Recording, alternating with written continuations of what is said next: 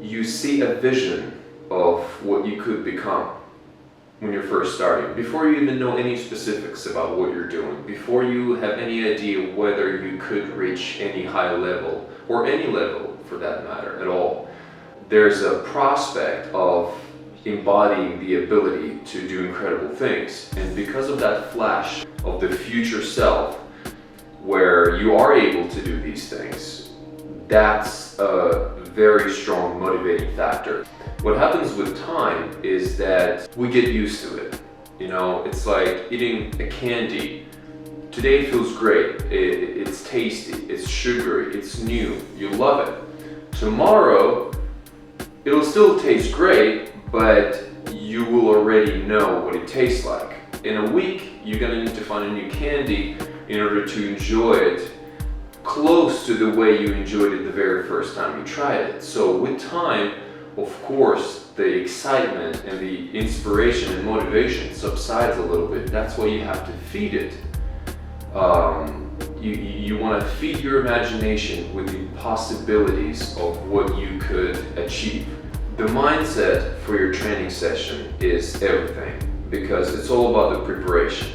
If you're upset about something, if your head is full of thoughts that don't belong in your idea of growth, self-improvement, and progress, then all of those thoughts are going to get in the way of any achievements or any breakthroughs in your training.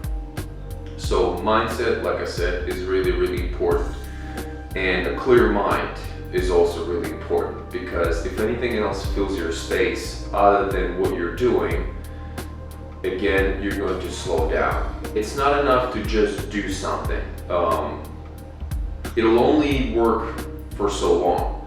You really want to work on the vision of where you want to take this skill, what it means to you personally, how it's tied up into your character, the inner layers of who you are, what it means. You know, we don't just pick up something and do it because we think it's cool. Some things we do treat that way, but things like hand-down skill, or if you want to be a writer, if you want to be a financier, if you want to be a singer, if you want to be a builder, an engineer, there are always deeper reasons, or at least most of the time there are deeper reasons for doing that. Motivation and inspiration, these are the things that come in and out. The third element is discipline. Discipline is when your rational mind tells you, I don't care about how you feel, but I'll tell you this, you have to do this. Because if you approach it from a rational standpoint, if you don't put in the effort, you don't reap the rewards.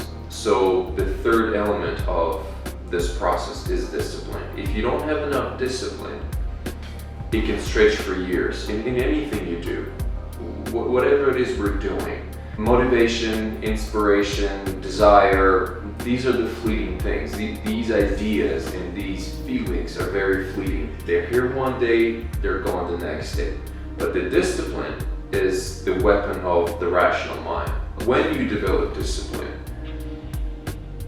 the inspiration and motivation will show up, because these ideas, these energies will know that you show up every day at 9 in the morning from 9 till 12. If you show up at your desk, at your gym, in your corner, whatever it is you're doing, if you show up every day because you have discipline, you will have other elements come in and complete the experience. If what you're doing really means a lot to you, if it really means a lot to you, if it's not a situation where you think it means a lot to you, or you try to act as if it means a lot to you, when it really means the world to you, it won't be hard to stay on track and stay on the path. Because part of why we are even alive, it's not so that we can, you know, sort of fulfill a role that's being prepared for us before we even get here. Our mission is to fulfill our own purpose, because everyone has a purpose, and for some it manifests through handstand training that can lead to other fulfilling goals in life. Without goal, life has no meaning. Without purpose, without destination, without a mission, life is a sad experience. And part of the reason why a training session can be very difficult sometimes is because we don't see the purpose and the meaning of our efforts. When we have meaning, when we cultivate meaning, life takes on a new meaning for us. And meaning and purpose is a great source of motivation and all the things that I described. So look for ways to find or create meaning for your journey. That's what it's all about. That's why you're here. That's why I'm here. That's why all of us are here, is to have a fulfilling life, full of purpose and full of achievements, full of challenges, and full of us having to grow to overcome those challenges. With that in mind, I can guarantee you, you will have a very different experience from what you're having when you're not sure why you're doing it, you're just kind of going through the motions.